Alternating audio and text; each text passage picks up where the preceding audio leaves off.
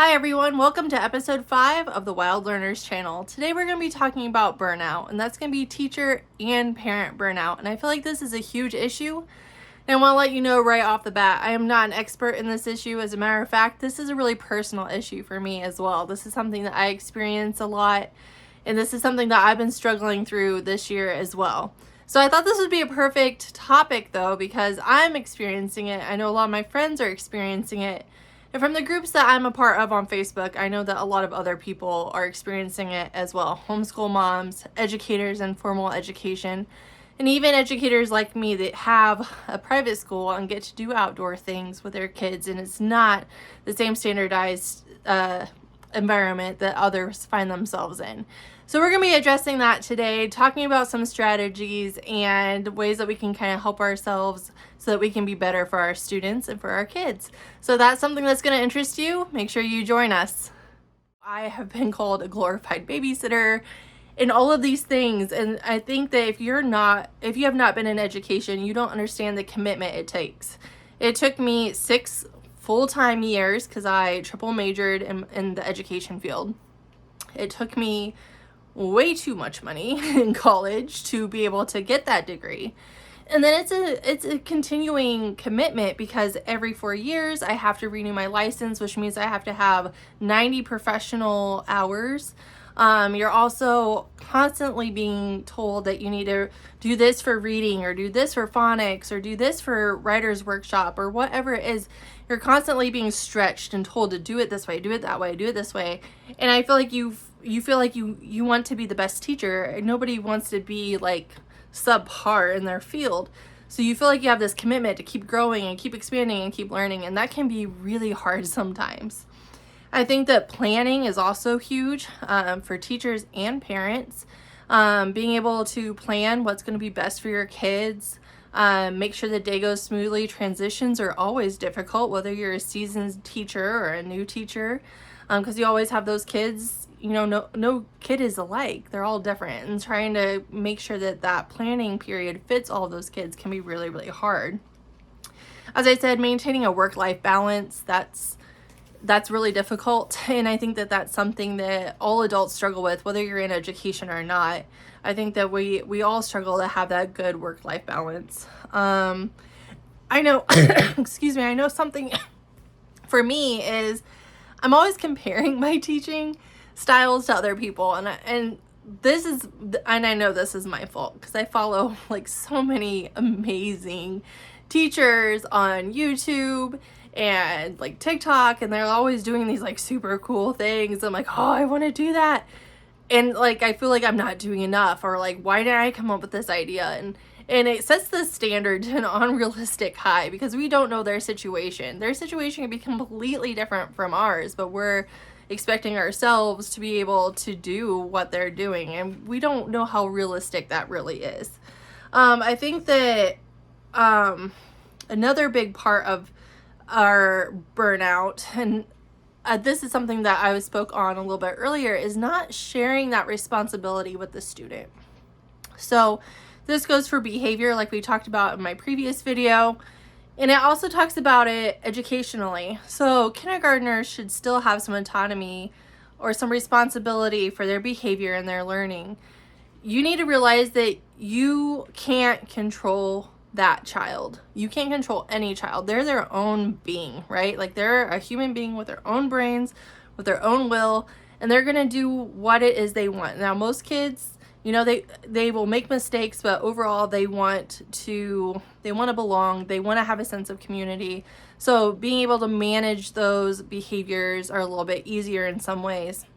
But not all students, like we talked about in the behavior video, have that drive because they have something at home that's not being met. And if that need's not being met, they can't meet these other needs.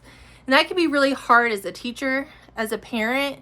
It can be really hard if you have a child that has special needs. So one of my kids is dyslexic, and I am a reading specialist. And so I really pride myself as being a reading teacher, and I've done it for, you know, over 10 years. And I tutor in the summers, and I can get other people's kids to go above and beyond and like just really excel. And I struggle so much with my son, and it a failure on my part. It's not a failure on his part. I'm just comparing my outcomes with other kids to him, and those kids are in different situations and have had different experiences, and it can be really difficult to remind myself that as long as we're making progress, which we are, we're doing good. And he's not even that behind. But I think as a parent and as a teacher, since I kind of wear both hats, I just have this overwhelming guilt, and like I feel like I have to make him meet certain goals by a certain time because I'm a teacher, and that's been hardwired into me. Like, they've got to meet this goal, they got to meet that goal. And that's not true. And I know it's not true. I know as a teacher that's not true. I've seen kids that have been below grade level, and then at third grade it just clicks and they're top of the class. So I understand that, like, fundamentally that's not true, but like there's still this thing in the back of your head where it's like, yeah, but like that's my kid, and like I I've been doing this and this and this and it's not working. Like, what am I doing wrong? And that's not how our brains work. That's not how, the learning process works. And so being able to tell ourselves, you know what, it's okay. It's going to be okay. I'm doing the right things. They're doing the work. We're showing growth. If you're in a situation where they're not showing growth, you have, another professional involved who's helping you. You're doing all the right things, and that's what you can do. There is nothing beyond that you can do, and accepting that can be really hard. I think also trying to get students to have autonomy over their learning is really hard too. So if you have a student who is refusing to do work, and like, the work is at their ability level, so they're not, you're not trying to get them to do something that they truly aren't capable of.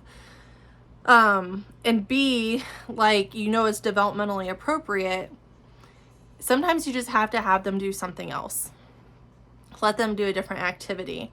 Because I know as an adult, it's easier for us, if we don't want to do something, to either put it off and procrastinate or just avoid it. Like, as adults, we're really good at avoidance, right? But we don't let kids have that same choice. And expecting them to 100% of the time do something that we're asking them to is unrealistic, because we don't even do that as adults.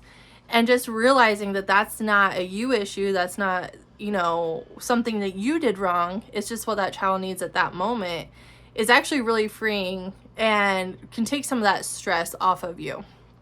I also think that trying to motivate learners can be really draining sometimes. Especially like the kids. So I have a student who is just being introduced to long division. She has been excelling at everything else. Like, I will show her an example, we'll work on a couple different games, and she'll have it like this. And it's been great. She really feels happiest when she is succeeding and able to tackle a project.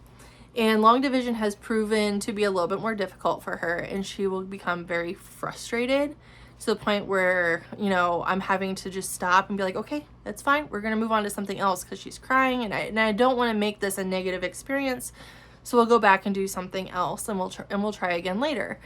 And this tactic works, but it can be exhausting mentally, because if you're doing that with several students, one, you're having to keep in your head, okay, we started this, we didn't finish it, and trying to find a way that you can seamlessly work it back in without it feeling intimidating, and make it fun still, because like, you don't want them to totally shut down or give themselves this block, this mental block when it comes to it, and that can be really exhausting sometimes. As a teacher, maybe not so much for parents. I don't know, maybe dealing with other parents in a co-op, but dealing with administrators and parents can be really exhausting too. Parents, there's more good parents than there are bad parents, but there's always parents in the education field that if you go to them with a problem, they're going to make it your problem. Well, you didn't do this, or you did do this, and like, this is this is your fault. And you need to be able to just say to yourself, I wouldn't say it to the parent, but I would just remind yourself, like, you know what, this isn't, I know I did this, I know I did this, this is what I know to be right. I can't make them or force them do this behavior or do this work. At some point it falls on them. But it can be really hard to hear those things coming from parents, especially when you're trying to get their support to get the positive behavior or get this work done. It can actually set you back, and trying to make up those steps while also maintaining a healthy relationship with the student, it can be really, really exhausting. And if you're a teacher, I don't even need to speak on administrators, because so that can be exhausting on top of all these other issues, right? Dealing with learning gaps, so that can be, like I said, that kind of falls back into feeling responsible if a student's falling behind, trying to make up that difference, whether it's your kid or your student. It can be exhausting, and you feel guilt about that. And I think guilt is, like, for me anyway, guilt is like one of the hardest stressors. I don't know how to turn it off, and I feel it a lot because I just feel this overwhelming responsibility. And I don't think that's a bad thing. I think that sometimes stress can be a really good motivator to make yourself a better person, to make you analyze situations. But when you can't turn it off, that's when it becomes a problem. And then the last thing for what might be causing you to be burnt out is finances. So like we talked about, I mean, everybody's feeling it right now. Inflation is, it's making it hard for upper middle class families. So I can't even imagine, lower income families trying to survive right now. And for stay-at-home moms that are homeschooling, that financial burden might make them feel guilt that they're not doing more, or if they feel like they have a skill set that they can do from the home while also homeschooling, that puts additional stress while trying to meet those needs, market it, get their product out while also homeschooling. For me as a working mom, it can feel really disconcerting sometimes because I am working, I am bringing in income, but I still don't feel like we're meeting that need. So you're always questioning, like, do I need to get a different job? Should I change this? Should I change that? Because, like, finances, they're a huge burden, and it's a big reason why a lot of people are feeling burnt out right now. So those are kind of some of the reasons. There are millions more, right? Like, we all are living our lives and experiencing different things, so there could be a lot more things that could be causing burnout. But those are some of the top examples from what I saw from my research, what I've been having discussions with like friends and other people that I know about how they're feeling in this world around them. But I don't want to leave us here. So we're going to keep talking about this. We're going to get to like ways that we can really deal with burnout. Okay, so the first thing that I think you need to do if you're getting burnout and you're questioning, should I stay in education? Should I stay a homeschool mom? Is revisit and reevaluate why I'm doing this in the first place. And I will put a caveat here. If you're a teacher, doing it for the kids is a great reason, but it can't be your only reason. And same for parents. Like, doing it for the kids is too broad of a term. I want you to think very intentionally on a finer level, like, why am I doing this? Am I doing this because I don't think what they're currently doing is working? Do I think that they're going to be better people in the long run? Do I think this is going to be a better choice for me financially or our family? Those are like the finer points that you really need to look at. And I really think that going ahead and making a pro and con chart is really important, because it is tedious, but you can look at it visually and it gives you a pretty good indicator of where you really feel or where you really fall, because your cons are either going to be a lot larger or your pros are going to be a lot larger. Now, I'm not saying you have to base your decision off of that finding. I think that, you really need to think about an educational process really deeply before you just jump into it.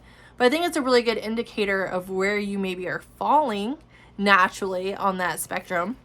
I also think that you need to be afraid, you should not be afraid, rather, to change your situation. So if you're in public school and you're thinking about homeschooling, it can be very scary, especially if you're not a licensed teacher. How am I, going to follow the standards? Or maybe you're going to choose onschooling.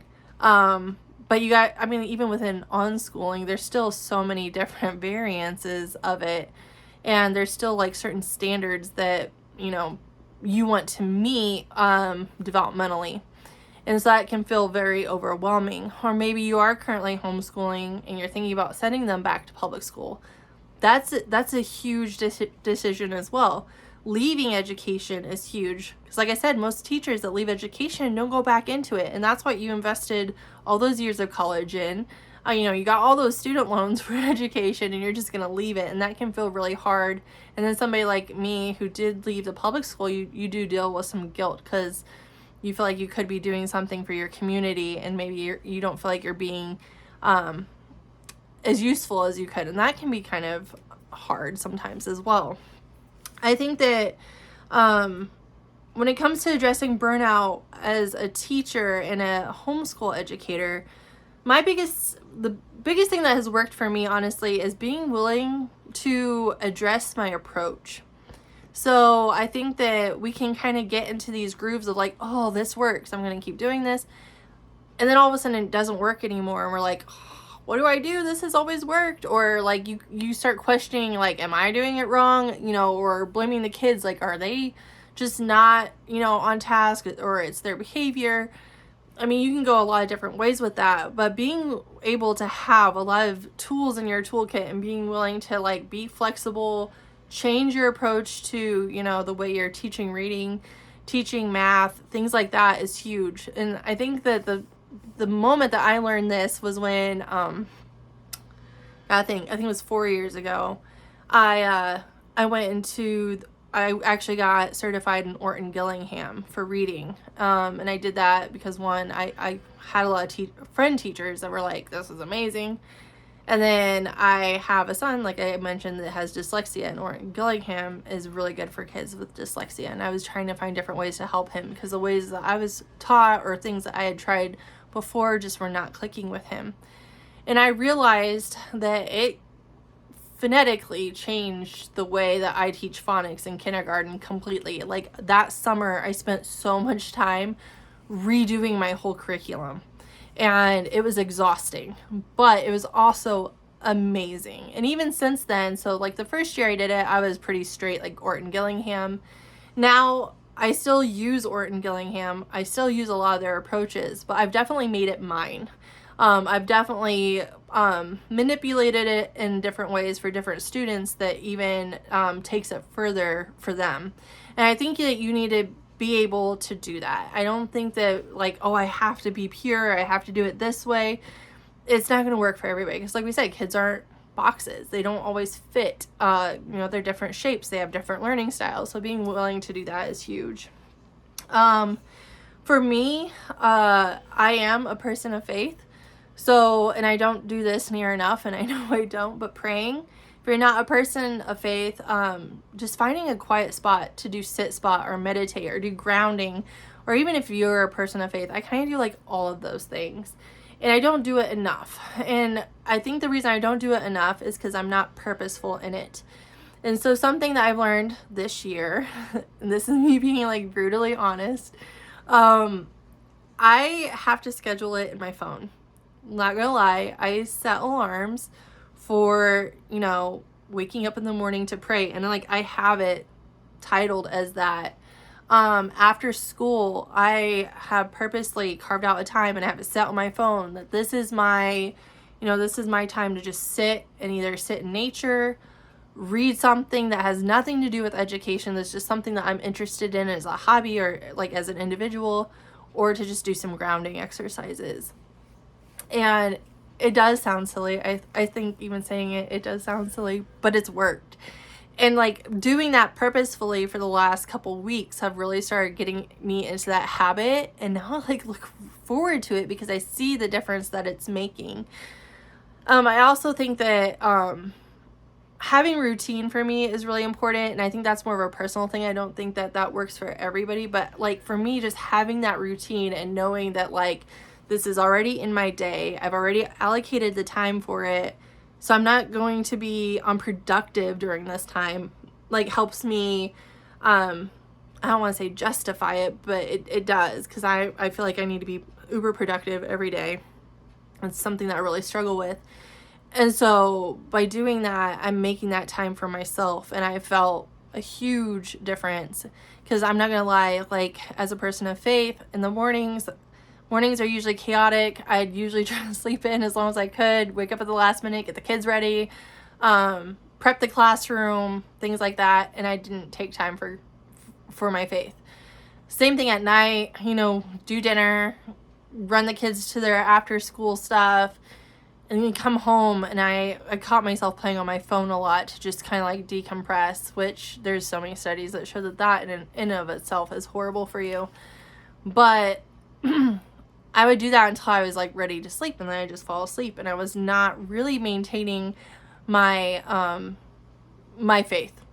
And for me, that personally, that's huge, and that's something that I found that like when I do it, it brings me a lot of inner peace, and I feel like I am equipped better to be able to handle maybe not so peaceful situations. So I really encourage you to do something like that. I think grounding is amazing. I do a lot of grounding. I love just finding a spot outside. I kick my shoes off and I just stand there and I like pay attention to the way the wind is hitting me, the way the sun's like touching my skin. And for me, it's more of a way to just kind of slow my mind down and really take in the moment, because I'm not very good at always taking in the moment. And so that kind of helps slow me down and kind of resets me and helps me be able to move on from that situation that maybe was stressing me out before. I think that another thing that I've started doing really well is including the kids in my planning. So I've always considered myself a student-led, student-directed type of educator. But I've been really trying to push myself more to give them even more responsibility when it comes to planning. So before, I would always pick topics that they were interested in, but like this kind of goes back to what I said before. If they're not willing to do that activity, you can't force them to, or even if you force them to and they do it, it's not going to be done well, and there's definitely not going to be any like retention to that project. It's just going to be busy work. So something that I've been trying to get better at is I do whole group instruction, but it's maybe 10 to 15 minutes. And what I'm really doing now is more independent learning through games, through activities. So it takes some prep work, but it's so much easier in the long run. And once you have some of these established, it becomes a lot easier. But giving students choice in their learning, so it's still tied to whatever standards or purpose or theme that you're trying to teach, but they can pick where they want to go. They can do the things they want to do. And the learning one is going to be way richer because they're the ones that kind of pick to do these things. Some of the activities they even ask, can we have a station where we're doing this? And I'm not going to say no. Like if I can justify that it ties back and that it's going to be purposeful learning, we're going to do it. And that's been really helpful. And it's really taken some of that autonomy, and it's taken it from me and handed it to the students, which has actually been a really good thing. So like even my kindergartners know that like they're responsible for their work. And like I found that like as the school year has been going on and I've been doing more of this, their work quality has like increased. And it's been really awesome because not only has the quality of their work increased, but their higher level thinking skills are really developing in a way that I have not seen in this age group before. And that's been really cool. I think that another way that we can address our burnout is, this is a hard one too, really setting standards for ourselves, or expectations, I guess I should say, that are appropriate. So that's really hard in today's day and age where we have social media everywhere. I want to be this teacher. I want to have a farm that looks like this. I want my house to look like Joanna Gaines. Like I want all the things. And I think that I should be able to do all the things. And when I can't do all the things, I start feeling really bad about myself. And the first thing I would tell you is get off social media. And I know that's really hard, especially as we're conversing right now on social media. I think there's definitely some benefits to it, but I think that we definitely have to be careful how much time we're spending on it. I think we also need to be careful of what kind of content we're watching. It may seem really innocent, but if you find, and it might be, like the intention of the of the videos might be completely pure, but if you start finding yourself being like, well, why can't I do this, or why can't I do that, and you're like dwelling on it, and you actually start feeling bad about yourself because you can't reach that same standard, you need to just not. You need to not engage with it. I'm not saying you shouldn't grow as an individual, because I 100% think you should. I think that we should all be striving to constantly grow, but expecting yourself to be able to just, be that like right away, that's not realistic. And I think that a lot of things that we forget about is that like what we really should be focusing on is mastering one area of our life. And that's really hard for me because I want to be, a master in my garden. I want to be a master in the classroom. I want to be a master housekeeper and master cook for my family. I want to do these things, but I can't, right? Because we only have so many hours in a day. We only have a certain skill set, and that can be hard. So for me, to be honest, I'm not the greatest cook. I try to be, but I'm not. And I have to just be okay with that. That doesn't mean that I'm just making box mac and cheese every day, because I'm not. I'm still pushing myself, but I've brought my standard down quite a bit. What I do realize is that I am a phenomenal teacher, and that teaching is my passion. So I'm going to naturally pour more of myself into my classroom.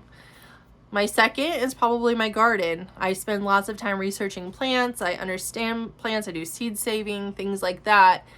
And that's a really good for me as well. 2 things to focus on is probably enough. If the other things are getting done and getting done passively, you're doing great. And I think that's really important for you to realize that, and not think that you have to master all these different areas of your life, because you can't. And that's honestly what makes us special, right? Is that we each have, 1 or 2 areas that we really excel in. And when we come together as a community, then we really flourish. And that's really what the goal is as a human race. So setting reasonable expectations. I think that we need to stop taking accountability for our students or even our own children's bad behavior. I'm really guilty of this as well. If my students or even my own children are not acting in a way that they know that is acceptable in either our classroom or in our family values, I automatically go back to, okay, did I do something wrong? Like, is there a need not being met? Did I do something to upset them? Did I not make the expectation clear? Am I not being strict enough? Am I being too strict? Like, you can just let your mind run away with these things. But you need to remember, at the end of the day, these are human beings that are their own person. They have their own brains, they have their own soul, they have their own will, and they're not our puppets. They're not part of us in that way. They're their own being, and they're going to make their own choices. And sure, you should still have expectations. You should still talk to them if things are not going the way they should. But you can't force them to do the things that you want them to do. You can definitely encourage it, and there's ways that you can go about that might make it more encouraging or enticing for them to do the right thing. But that doesn't even mean they're still going to do it. And we got to take some of that off of us. And I think a term I kind of hate is natural consequences, because I think it's way overused and used in wrong context at times. But there are natural consequences for not doing the right thing. And I think that we are doing a disservice to our students and our children by not letting them have some of those natural consequences now when they're in a safe environment, where parents still have a lot of control over what could physically or emotionally impact them, versus them finding out at 22 that there are natural consequences and they're on their own. So I think that there's definitely a balance there. And with social media, it does look like there are parents out there that have it all together, and I guarantee you they don't have it all together 100% of the time. Like, nobody does. That's what makes us human. And to say that they do, they're lying. And we need to realize that and be like, okay, everybody has their bad days, everybody has their bad moments. That doesn't mean they're a bad person, doesn't mean I'm a bad person. It means that we just have things we need to work through because we're human. I also think that for me, it's a lot about having good people in your life. So, and that's been a journey this year. Personally, I'm a people pleaser by nature. I like to make sure everybody's happy. I have a really hard time if somebody is unhappy with me. And if they tell me what it is they're unhappy with me about, I will almost like obsess to get it right. And I think that that's good in some ways, but I think that if you have the wrong people in your life that are sharing those concerns, some of those concerns are not true concerns or true things that you should be spending your energy on, and instead they're just trying to break you down. And I think that there's a lot of wolves in sheep's clothing, and it can sometimes be really hard to differentiate between, who has a good intention and telling me the truth on things that I need to work on, and who's just trying to bring me down. And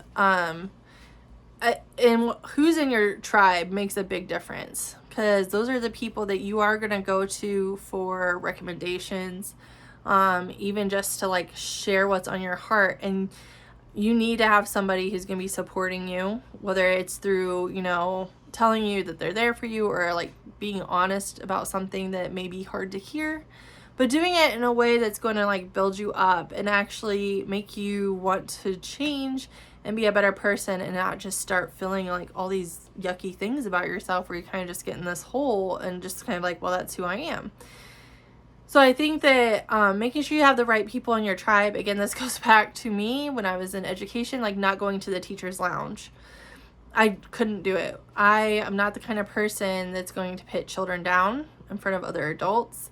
That's completely unacceptable to me. And I realized that if I was going to be a part of this group or be in this environment, period, I was going to have to lower myself to a standard that I was not okay with. And that was hard. I was 22. Like I wanted to, have teacher friends and kind of have this like group at school, and like it was like really devastating for me to realize that like, nope, that's not going to happen for me. And now that I'm older and I'm out of that experience, I'm so thankful that I had the courage to do that. It definitely isolated me, and it was really, really hard at times. But I'm really thankful because those hard times made me grow. And I was able to really work on who I was at that younger age, so that now that I'm, almost 40, I'm able to really look at my growth and be happy about it, and know that like, yeah, that wasn't a great situation, but it had really good results at the end, and I'm thankful for that. Something else that I think is really important. So I did have a therapist last year, so I did have to deal with some anxiety, and I reached out to a therapist, and it was honestly a really good thing for me. It was a good fit for me. I'm not saying everybody's experiences are good, because I've heard some horrible ones, but for me it was really good. And I think that the reason mine was good is because I wasn't so much just talking about what was bothering me, so much as like my therapist was giving me tools and having me read things and reflect on things.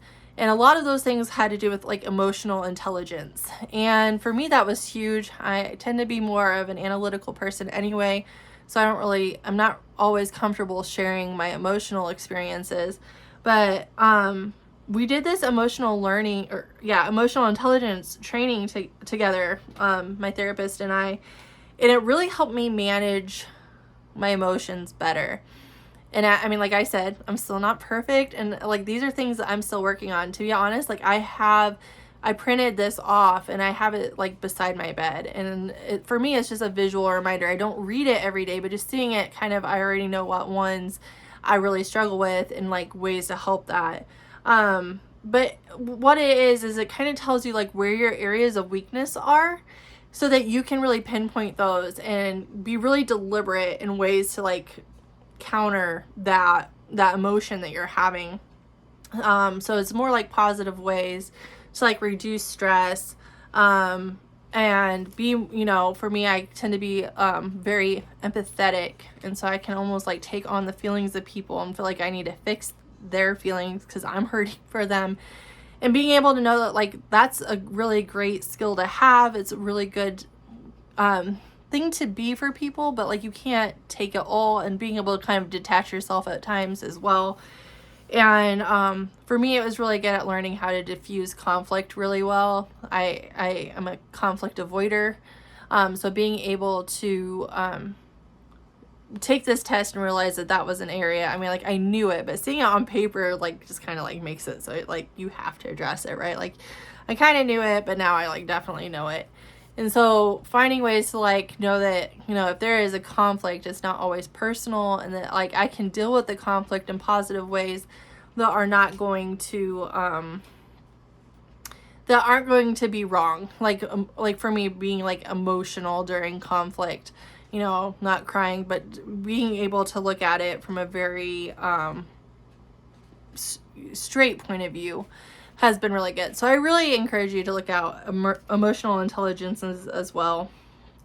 And I guess at the end of this, I just want to say, if you're experiencing burnout, everybody is, but you do need to do something about it. If you let burnout go too long, you can take it from me personally, you will experience a lot of anxiety and depression. And the deeper that you get into that, the harder it really is to bring yourself out. So the sooner that you address it, the quicker you're going to be able to, confront it head on and be able to move on and grow and become a better person through that conflict or through those bad experiences.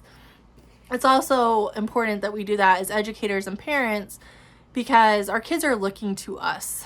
And although we might think that we're hiding it, well, kids are so much smarter than we give them credit for, and they can see right through it.